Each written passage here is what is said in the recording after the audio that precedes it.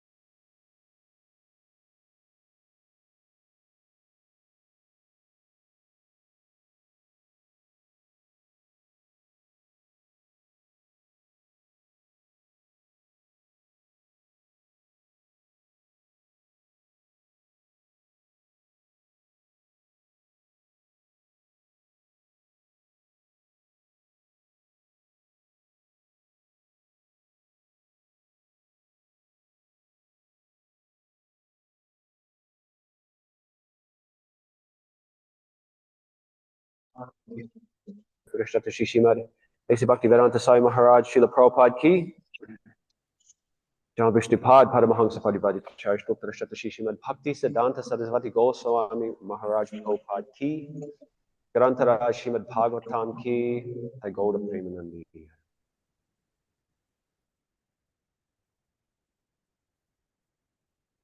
We'll start by reading from the Srila Prabhupada Lilamrita. I'm just assuming that we start from wherever the bookmark is. Haven't received message otherwise.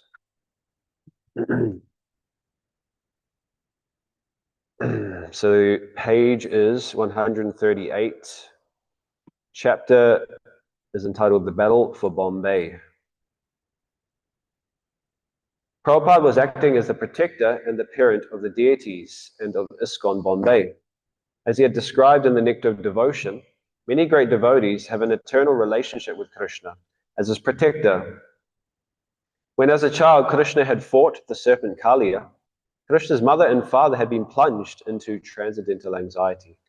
They had not seen their child entangled in the coils of the serpent, and fearing for Krishna's life, had wanted to protect him.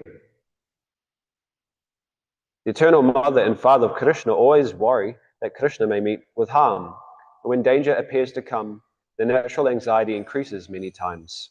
In this way, they show the most intense love for Krishna. Srila Prabhupada's mood was to protect Radha Rasa Vihari and also his Krishna consciousness movement. Although he knew that Krishna was the supreme protector and that nobody could oppose his will, out of a protective desire to spread Krishna's glories, he feared that the demon Mr. N might harm Krishna. Prabhupada's feelings of anxiety and protectiveness extended to his disciples also. Although out of duty he often criticized and corrected them privately, before others he usually defended and praised them. When Dr. Patel, a Bombay physician, had criticized the way devotees were living, not protecting themselves from mosquitoes, Prabhupada had said that because his devotees were liberated and did not identify with their bodies, such things did not trouble him. Prabhupada saw his disciples as children with little worldly experience. They did not know how to deal with rogues and could easily be tricked. But if the son was gullible, the father would have to be shrewd and strong to protect his family. A protector of the devotees and of Krishna's mission, Prabhupada wanted to establish good housing so that his disciples could serve Krishna in comfort, even elegance. Prabhupada's spiritual master, Bhaktisiddhanta Saraswati, had taught the same thing when he said that preachers of Krishna consciousness should have the best of everything because they were doing the best service to Krishna. Prabhupada was therefore determined to establish his Hare Krishna city in Bombay. He did not take the attitude of a naked mendicant who cares for nothing of this material world. He felt responsible for his thousands of disciples, and therefore he took on so many anxieties. Mr. N could not know what motives were driving Srila Prabhupada, nor could he imagine the full ramifications of opposing Krishna and Krishna's pure devotee, even though the danger of such a position had been explained in India's most famous classics, Bhagavad Gita, Srimad Bhagavatam, and Ramayana. Prabhupada was fighting on the side of Krishna, therefore Mr. N was opposing the Supreme Personality of Godhead. Finish there. Srila Prabhupada ki jai. Om Namo Bhagavate Vasudevaya. Om Namo Bhagavate Vasudevaya. Om Namo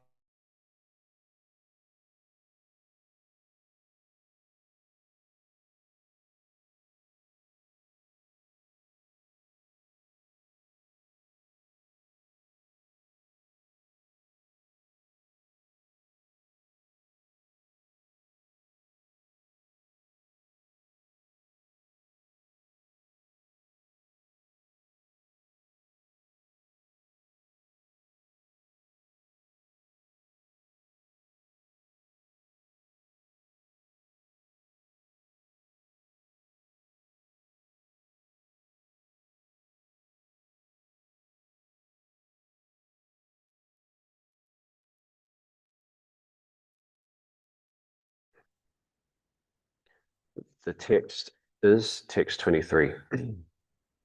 Text 23. So it's Canto 9, Chapter 11, text 23.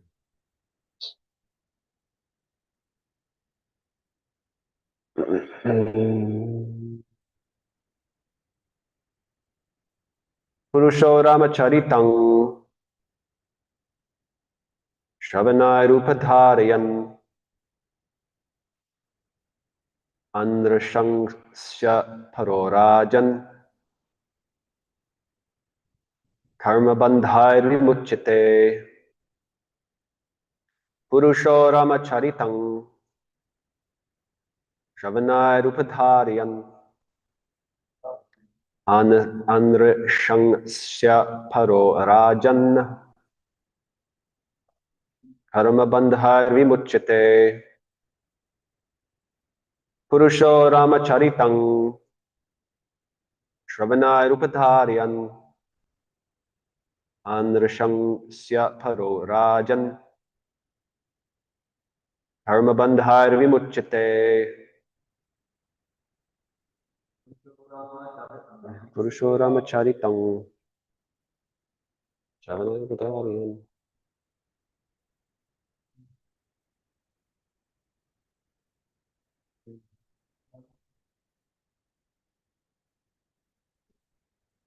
Nine.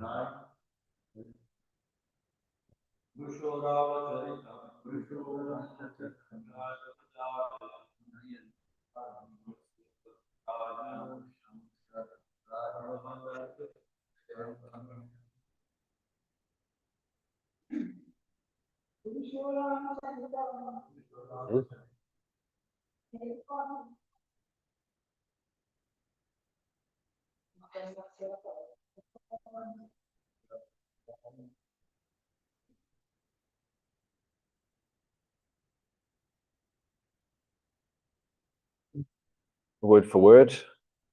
Please repeat. Purusha, any person. Ramacharitam, the narration concerning the activities of the Supreme Personality of Godhead, Lord Ramachandra. Shravanai, by oral reception. Upadhariyan, simply by this process of hearing. Anrishangsya para, becomes completely free from envy. Rajan, O King Parikshit, Karmabandhai, by the bondage of fruitive activities. Vimuchyate, one becomes liberated. Translation and purport by His Divine Grace, A.C. Bhaktivedanta Swami Maharaj Srila Prabhupada Ki Jai.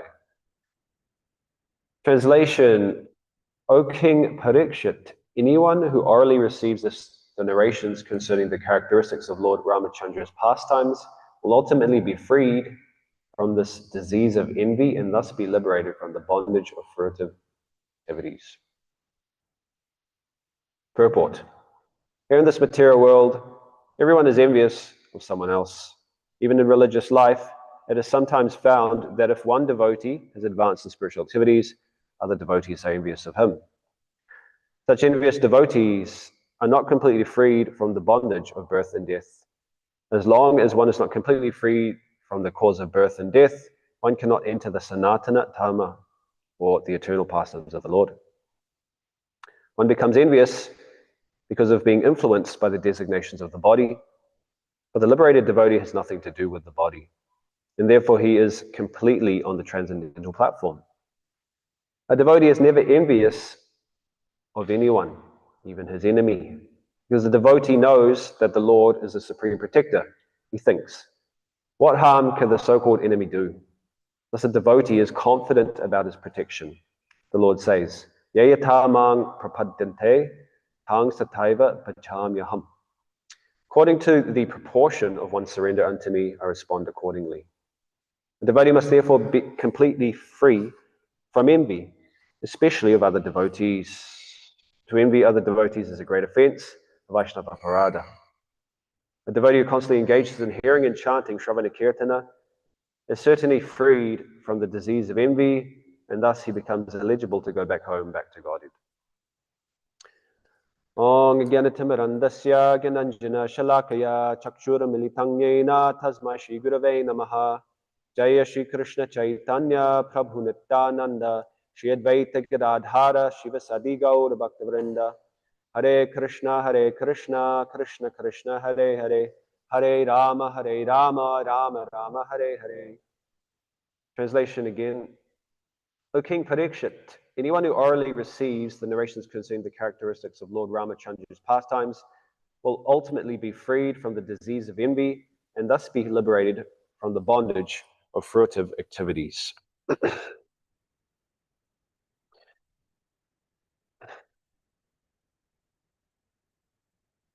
From one perspective, Lord Ram's life seems very difficult.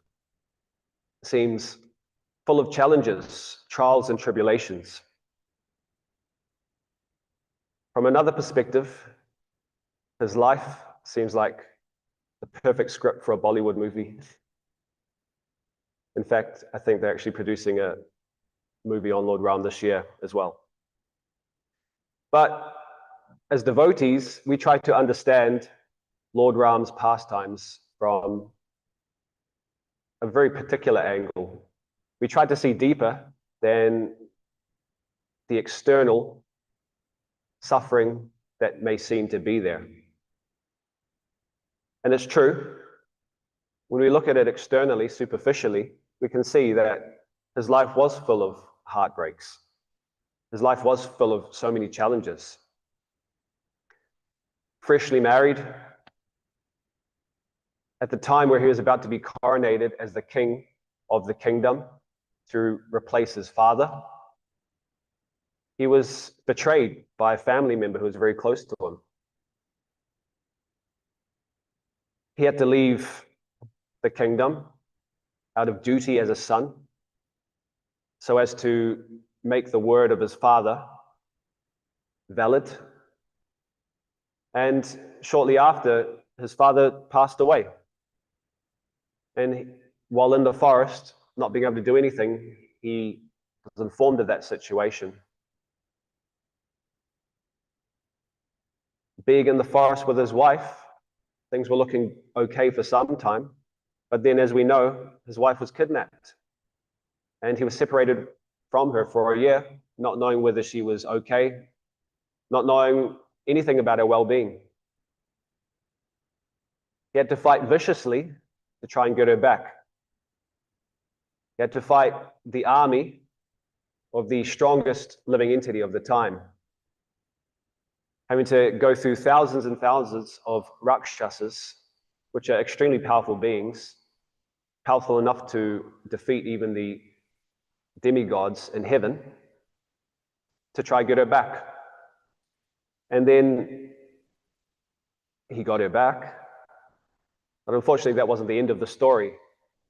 On getting her back, very shortly after, he had to banish her from the kingdom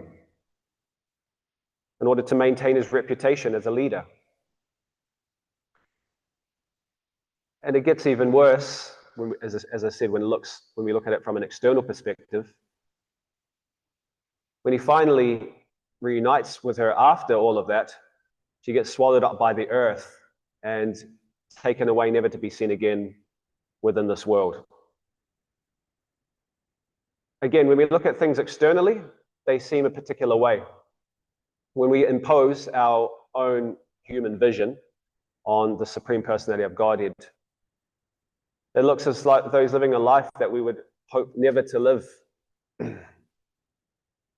Again, externally it looks one way, but internally it's completely different. Often, better than just hanging on to the fact that he suffers a lot in his life, seemingly. Many people admire Lord Ram for his ideal character. It's said that Krishna is known as Leela Purushottam, the Supreme Person who engages in loving pastimes with his devotees in Vrindavan. So that Lord Chaitanya is known as Prema Purushottam, the teacher or the one who shows the way to Prema, ecstatic love of Godhead.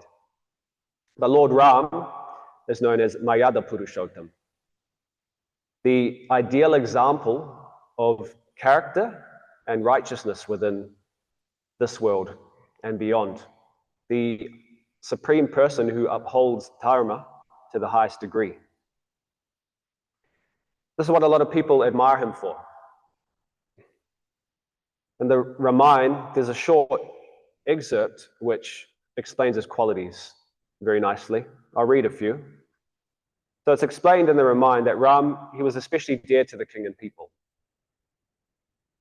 He was always tranquil and soft-spoken, not retorting, even when someone spoke harshly to him.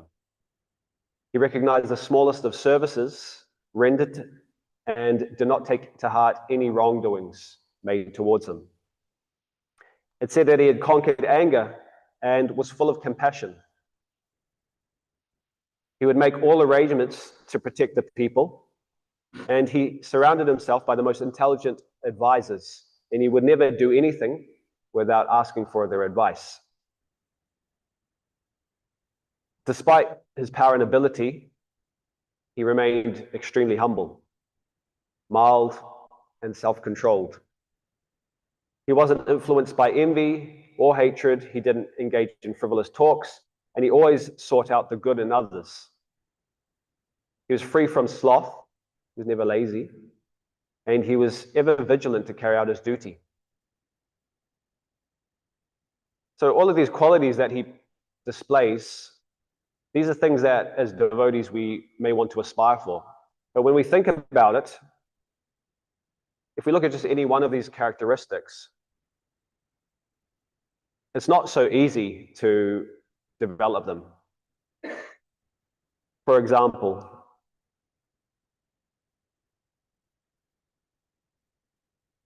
he would never retort even when someone spoke harshly to him. From my own experience, at least, it's not very easy. When people say things about you that you don't like, which kind of prods the false ego, naturally you want to speak back. It's very hard. In fact, as we know, the tongue is the hardest thing to control in the material world. The Lord Ram, he didn't have that problem. But on top of that, he had so many other amazing qualities which he possessed simultaneously. So for the average human to develop just one of these qualities is quite a big achievement. But within the personality of Godhead, he possesses all of these qualities in perfection. And also more, which we don't read about. And because Lord Ram had this ideal character, that's what made him the ideal leader. Something else that is missing today. It's explained that when Lord Ram ruled the kingdom, he ruled it so amazingly that all bodily and mental suffering within the world, within the kingdom, was mitigated. There was no old age, there was no disease, there was no lamentation, there was no distress, there was no fear and fatigue. Everything was completely absent. And what was present was all auspicious qualities. It was even said that there was no death in his kingdom for those who didn't want it. Interesting enough, Srila Prabhupada says this type of kingdom can become manifest again if we follow the simple process of chanting the holy name of the Lord and spreading that all around the world. Because, as we know, the holy name is non-different from the Lord, when it becomes present throughout the world, it means the Lord's influence is invoked. The Lord's influence then can help uplift society. It's a little bit of motivation to go out and preach, because as devotees, we have the knowledge, we have the gift, having been given to us by another devotee, of the holy name. It's an open secret, but for the non-devotee out in the mainstream public, they're not privy to it, mainly because they don't want to know about it. But the devotee is supposed to go out and try and help them understand the significance of chanting Hare Krishna and also practicing Krishna consciousness in their own life. So with all that being said, understanding how perfect Lord Ram was, the question always comes up. How is it that he banished Sita? How could such an ideal husband do that to his wife? This is the question that seems to come up all the time. There are three reasons why that happened. Number one, to set the example for all leaders. How did he set the example for all leaders? Because for a leader, at all times, their activity should be above suspicion. That's definitely not the case today. Earlier this year, there was the release of what was known as the Epstein files. I don't know how many of you have looked into that. I was informed by a student who I am trying to cultivate. Some big business magnate, he bought his own island away from mainland America. And as most of them do, they host parties, they engage, or they use that as an opportunity to just engage in as much sense gratification as possible in private. So he would email many different leaders and other business magnates around the world and invite them to these parties he would have. Many big names who I won't directly mention, but for example, the President of America, the person who his last name is Musk. I forgot what company he runs. Tesla, that's the one. Yeah. Some Saudi Arabian princes. And long story short, what they did involved a lot of questionable activity around young women and young girls. This guy Epstein was, for the crimes he committed against young women, he was jailed and he committed suicide. But the point being is that unlike Lord Ram, who did whatever it took to make sure that his activities were above suspicion, the leaders today, they openly engage in suspicious activities. In fact, many people may even see the leaders who do engage in such activities as being cool. They're just doing what makes them happy, taking advantage of their situation. And most people probably do the same thing in their situation as well. So today we definitely don't see anything like what Lord Ram's kingdom possessed. Again, the first reason why he banished Sita was to make sure the citizens wouldn't question him at all, because this is the role of the leader, to set the perfect example. If he's questionable in any of his actions, then the citizens will stop following him, and the citizens themselves will also imitate him. As it said, Yajad Acharati Shreshtas. Whatever example the leader sets, the common people follow. The second reason why he banished Sita was that it was actually willed by providence. Of course, the Supreme Personality of Godhead, he is providence himself, but for the sake of Leela, he sometimes comes under the influence of providence. It was said that Lord Ram's charioteer, he found out the reason for himself why Ram had to go through so much suffering by asking Durvasa Muni.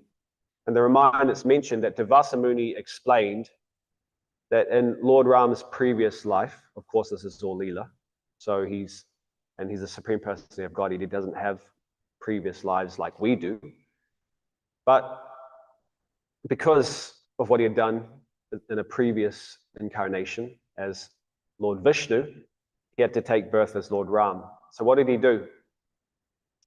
At a certain point in time, as there always happens to be, there was a battle between the demigods and the demons. And the demigods, they started to win the battle. So the demons, they decided to flee. And they were looking for a place to find safety. So they ended up going to the hermitage of Bhrigu Muni. Bhrigu Muni, he didn't happen to be home at that point, but his wife was home. So they approached his wife looking for shelter, and out of compassion, she gave them shelter in the ashram. She hid them. But Lord Vishnu happened to find out, and he went straight to the ashram and ended up decapitating her. Don't ask me why, but there are actual reasons for why he did that. After decapitating her, Bhrigu Muni came, found out what happened, and out of anger, he cursed Vishnu. He said, just as you have separated me from my wife, in your next life, you will be separated from your wife for many years. So as a result, he came again as Lord Ram. The fact is, yes, there is reason for why he did that. Because by performing that whole pastime as Lord Vishnu, he was able to then come as Lord Ram and engage in loving pastimes with his devotees. Without this happening, we wouldn't have Ram Leela, wouldn't have the Ramayana. But as my spiritual master has informed, details like this we don't hang on to. We try to understand the deeper reason why the Lord does what he does. So the third reason was that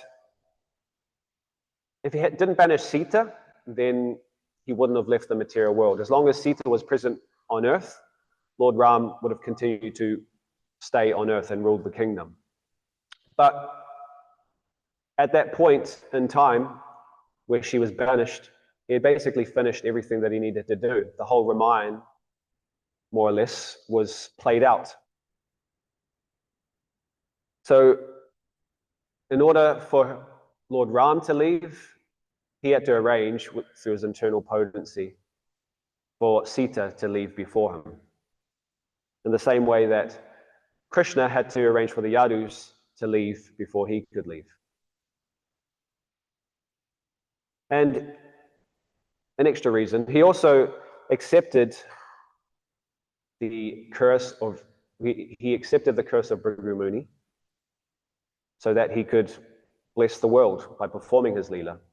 Again, by him coming to enact Ram Leela, all of us are blessed by hearing his pastimes. And within this, there are two main lessons we're supposed to learn. So the devotee, again, when we hear about Ram Leela, we look past the superficial, the external. We try to understand the deeper reasons why he does what he does. So my spiritual master, he explains that there are two main reasons that he comes to the material world. And he acts out his pastimes for the sake of all humanity, but specifically those who are intelligent. He tries to teach, through example, the pain of material attachment. At a certain point in his exile in the forest, we hear how he, Sita, and Lakshman, they were visited by Shurpanakha. Shurpanakha was a sister of Ravana and a Rakshasi. And she was roaming the forest looking for human beings to eat. She happened to come across the hermitage of Lord Ram, Sita, and Lakshman. And on seeing Lord Ram, she was immediately enchanted. She had never seen beauty like that possessed by Lord Ram anywhere. So as Rakshasis do, she shapeshifted. In order to woo Lord Ram, she took on a celestial form, one that was extremely beautiful. And she approached Lord Ram. On approaching him, she more or less offered herself to him, telling him, "O human with such amazing form, I've never seen anyone of the likes of you so powerful in frame. Please, my heart is enchanted by your presence. Please allow me to become your wife." She also, interestingly enough, informed him that she was a Rakshasi, because she thought if he said no, then at least by knowing that she's a Rakshasi and she eats humans, she would scare him into ending up with her. So she went on to also say, "Allow me to eat your wife and your brother so that we can roam freely. We can roam the celestial planets and enjoy pleasures which human beings are not able to experience." So Lord Ram, he took it as an opportunity to play around with her, joke. So he explained that, "O lady with beautiful features, you don't want to be the co-wife of another. As you can see, I already am married. If you were to marry me, then you'll have to share in my attention. And no woman is ever happy being in that position." I wouldn't know, but maybe other Madhujis can maybe relate to that statement. Who would want to be the co-wife of another, having to share the attention of your husband? So he then told her, he passed her off to Lakshman. He told her, "Lakshman, however, is still single. He's unmarried. So why not try to approach him? I'm sure he will be happy to enjoy with you." So she was a simple Rakshasi in one sense. So she turned her attention to Lakshman and she decided to hit on him. But Lakshman, he caught Lord Ram's joking mood and he told Shurpanakha, he said, "I'm but a servant of Lord Ram. If you are to become my wife, then you'll have to live your life serving Sita and Ram. Are you sure you can be happy with such a situation?" She wasn't. So she said, "Turn your attention to Lord Ram. I think the problem is Sita." He was joking. So she turned to Lord Ram and then she looked at Sita and she said, why do you take such interest in such a deformed woman? But as we know, Sita, she is expansion of the goddess Lakshmi, so her beauty is unparalleled throughout the universe. But the Rakshasi, due to envy, and lust, she saw Lord Ram's wife Sita as being ugly and deformed. So she told Lord Ram, okay, I'll handle the situation. Let me eat this deformed woman, and then we can be together forever. So she charged at Sita and took on her Rakshasi form. And immediately Ram, he said to Lakshman, just see, there's no use in joking with such low-class people. Please deal to this woman. So Lord Lakshman, what he ended up doing is he took out his sword and he cut off her nose immediately. And having cut off her nose, Surpanaka turned away. She realized that these human beings weren't normal human beings, they were formidable. And she ran off into the forest. At a later point, we hear how Surpanaka eventually approaches Ravana. And Ravana is sitting in his kingdom with his ministers, enjoying celestial pleasures as he does. He was a massive sense gratifier. And he's approached by Surpanaka, who's bleeding. She's got blood all over her face. And she tells him, "O king, how is it that you can stay here enjoying sense gratification in the palace while your sister is being disfigured?" A king who enjoys too much sense gratification, too much lusty activity, he cannot rule the citizens properly. And look at you, I'm your sister, but I'm in this condition. So what are you actually doing in your role as a king? Because Ravana was proud, because he was arrogant, and because she insulted him in the presence of all of his ministers, he became very angry. So he asked, who is the human? Who is the person who has done this to you? Please tell me who this person is, and I will immediately go to them and slay them. She mentioned that this human was none other than Ramachandra. And Ravana had heard about Ramachandra before from another Rakshasa. He had heard a little bit about his power and about Sita's beauty. They became more intrigued to hear what Surpanaka had to say, because he was wondering, who is this Ram? Earlier on, Lord Ram had slayed 14,000 Rakshasas who were part of Ravana's army. So this already made him angry, but to see Surpanaka in the state she was in, this made him even more angry. And the cherry on top was that she was insulting him in front of all of his ministers. So at that point, she wanted to incite him to act, because Ravana actually was a bit hesitant to go up against Lord Ram because he knew that Lord Ram was formidable. So Surpanaka decided to tell him about Sita, to explain her glories, to talk about her beauty. So she explained to Ravana, Lord Ram is extremely powerful. There's no other human being like him, no other being in this world like him, but his wife, however, is something else. His wife is extremely beautiful. There is no Gandharva, no Apsara, no celestial being who can come close to her level of beauty. She is as beautiful as the goddess Lakshmi herself. Because Ravana was completely controlled by lust, he was enchanted by the descriptions of Sita. So he decided immediately to go out and try and claim her. And he made a plan. He made a plan that in order to avoid Ram and Lakshman, who he didn't know whether he could defeat, that he would get his friend Maricha, a shape-shifting demon, to take the form of a deer. And in taking a form of a deer, a very beautiful one, he could then enchant Sita, who would then tell Ram to go after the deer. And then while Ram was gone, Lakshman, of course, would be guarding her. But in order to get Lakshman away from Sita, Maricha would imitate the voice of Lord Ram and call out for Lakshman's help.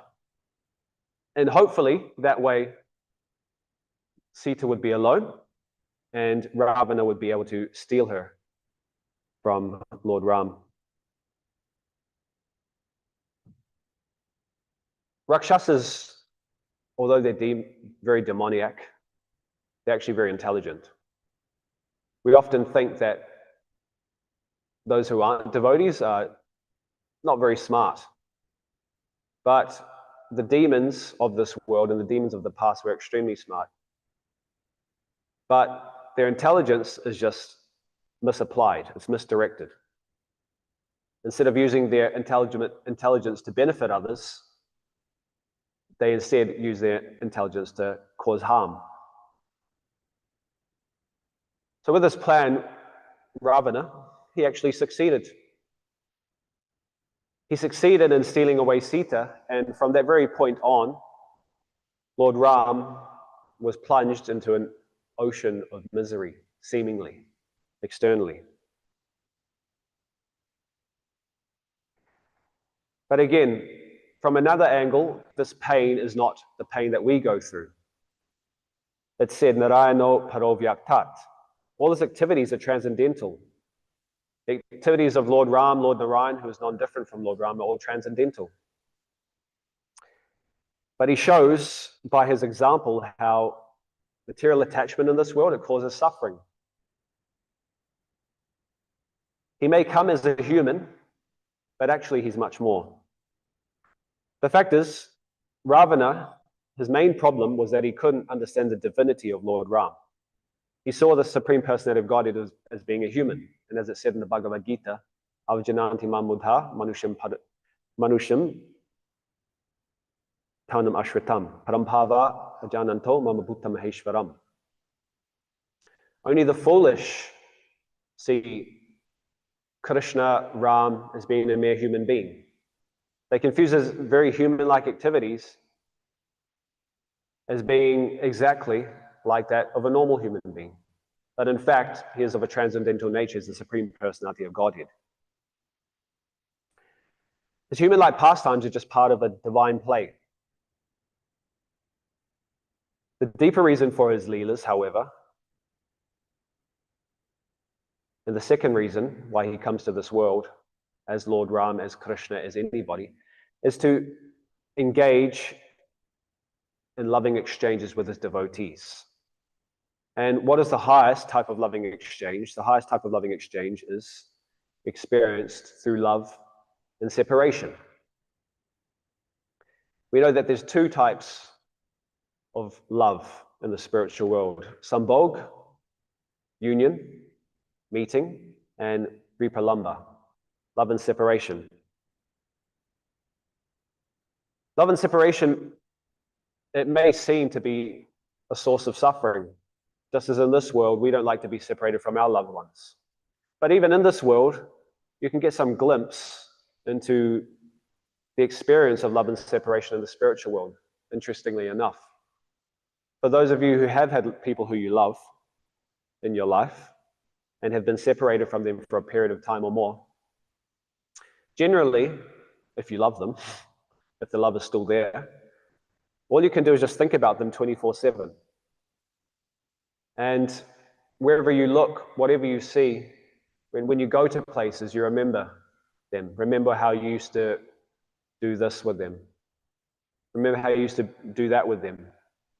When you see other people, if anything at all resembles the person that you love, you immediately think of them.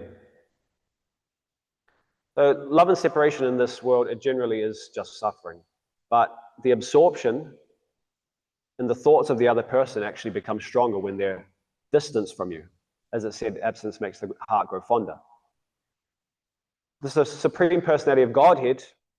Love and separation is the most intense type of happiness. While it looks like suffering, it's actually the most intense type of bliss. And the Acharyas explain, using an analogy, how this is the case. It said that ice, if we put it on our skin, despite it being frozen, extremely cold, ice ends up burning our skin or feeling like it's burning our skin. But actually, it's not. We're just feeling an extremely cold temperature, which gives us the experience similar to that of burning by fire. So in Ram and Krishna Leela, separation, it seems one way externally, but internally it's completely different.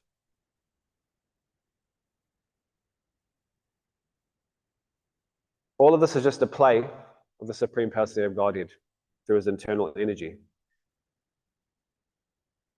And Ram Leela, actually, what it's supposed to do on the deepest level is to introduce us to the love that exists in Krishna Leela, entirely based about love and separation.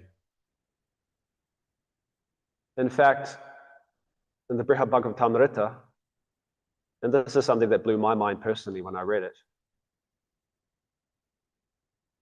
And when I read it, because I wasn't so informed, I also questioned, like, is this something that I want to be part of?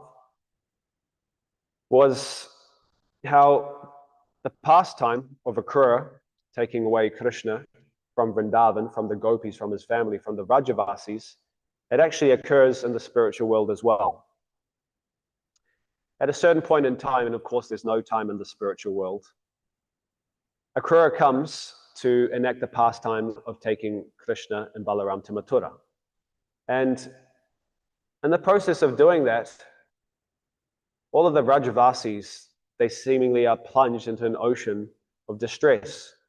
We hear about how the gopis are risking their lives trying to stop the chariot from going to Mathura. They're throwing themselves in front of the chariot. They're trying to put their body parts through the wheels of the chariot. Krishna himself is also so emotional that he's about to jump off the chariot, and Akrura has to hold him on the chariot. What to speak of the emotions of Srimati Radharani? It's explained that anyone who hears or witnesses these pastimes, it's so distressful that even a stone who witnesses such pastimes would melt. But again, what looks one way from a certain angle is actually completely different when looked at from another angle. It's the most intense type of bliss. Everything in the spiritual world is bliss, whether it's seeming suffering, negative emotions, or happiness, and everything in between. Everything is bliss. But the highest type of bliss is Vipralamba. And this is what Lord Chaitanya himself came to the material world to experience. Love and separation. The Supreme Personality of Godhead, he comes to the material world to experience love of separation. Such an intense type of bliss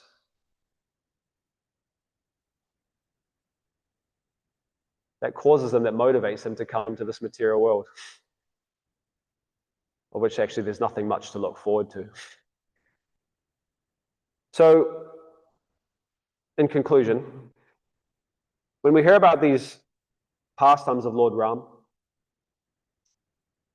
one thing that it's supposed to do ultimately is to attract us more to him. And I can say, in preparing for this class, studying Ram Leela, I feel like I benefited the most because I was able to, in a way which I wouldn't have otherwise, get just absorbed in Ram Leela.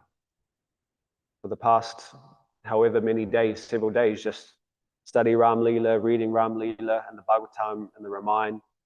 Yeah, I've been able to get completely absorbed, and I feel my appreciation for Lord Ram, who's not just a being floating in the sky, he's actual person, who existed on the material world back then, and also unmanifest, still existing now. Yeah, my appreciation of him has grown. The process works, thankfully. So these pastimes are meant to attract us all to Lord Ram, to the Supreme Personality of Godhead, and ultimately to understand what we're actually aiming for. Love and separation isn't just for the Nityasiddhas and the Supreme Personality of Godhead in the material world. Love of separation is something that we eventually are trying to enter into at some point in our devotional life. Of course, this is all above me. It's beyond my level of realization, but my spiritual master often explains that even if something is beyond your level of realization, it's good to hear about it every now and then so you know where you're going. So this is where we're going. And I'm sure all of you will make it, but please pray for me that I may be able to make it at some point in my existence. So thank you. Apologies if this class was too long, but thank you for your attention. Thank you for listening. Any short comments, questions, reflections? Hare Krishna, Prabhuji. Thank you so much for the wonderful class. Prabhuji, are you able to just shed more light on how separation can be bliss, the pain of separation? Because we see in this world that those who are really, really separated, they actually feel intense pain. So even like, husband and wife that have been together for a long time, and then one spouse dies, and the other one is so attached that they, within a few hours or 24 hours or a couple of days, they also leave the body due to separation because there's just so much pain. So are you able to clarify how the pain of separation is considered bliss? Yeah. I can only speak from what I've understood, from what I've read. I haven't experienced this at all. I have experienced love and separation in the material sense, though. But essentially, we understand that we can't impose our human experience on the spiritual reality. All the emotions we have experienced here, they're governed by duality. So you have positive emotions and negative emotions, and the experience of those are very different for us. We consider negative emotions as being bad, painful, and we consider positive emotions as being good. We want more of them. But on the absolute plane, and this is the way that I would explain it, because everything is composed of eternity, knowledge, and bliss, everything that includes the bodies of the living entities in the spiritual world, that includes the quote unquote minds, that includes nature, trees, animals, everything is composed of Satchit Ananda. Also, emotions are also composed of Satchit Ananda. And if we understand what Ananda means bliss. So it means that only bliss exists in the spiritual world. Only bliss exists in the spiritual world because everything is Satchit Ananda. Therefore, the pain of separation is bliss, because that's just the nature of the spiritual world. Everything's bliss. So we, at this point, I can only understand this theoretically. But to experience that, maybe you could look at another situation. As devotees, we do actually go through some struggles sometimes in our service. Sometimes there's challenges, it's painful. But the pain that we experience is not like the pain that we would experience before we were devotees, maybe working a job or struggling to study for our exams or whatever it may be. If we try to look beyond our mind and whatever it's going through in the moment, we can actually perceive there is actually some pleasure in the struggles of Krishna consciousness. At least that's what I've found. Even sometimes you end up having arguments with the devotees. As long as it's not offensive, you look back and you can see it's kind of ecstatic. It's completely different to the experience of arguing in the material world or struggling in the material world without Krishna consciousness. But that's something that I've found it requires a bit of introspection, reflection. And essentially, the simple answer would be that because everything in the spiritual world is Satchit Ananda, therefore emotions are also Satchit Ananda. And the Ananda is also increasing as well at every moment. Is that an okay enough answer? I guess we also can't conceive of it. Yeah, I Well, mean, I can understand like after reunion, if Yeah. you've been separated from somebody and then you have a reunion, Yeah. then you feel the bliss. Mm. You feel more bliss Mm. once you're back. Mm. But during that period when you're separated, then that time from somebody that you love, then that time you actually feel intense pain. So that time, but as you say, can't compare the material and the spiritual, but at the same time, I guess our relationship with the Lord and our separation with the Lord, when it gets that intense, I'm thinking it would be unbearable. I'm just assuming it would be unbearable, to be honest. Like, I'm not there yet, but obviously those who are, they must be, can't even live a moment like Lord Chaitanya.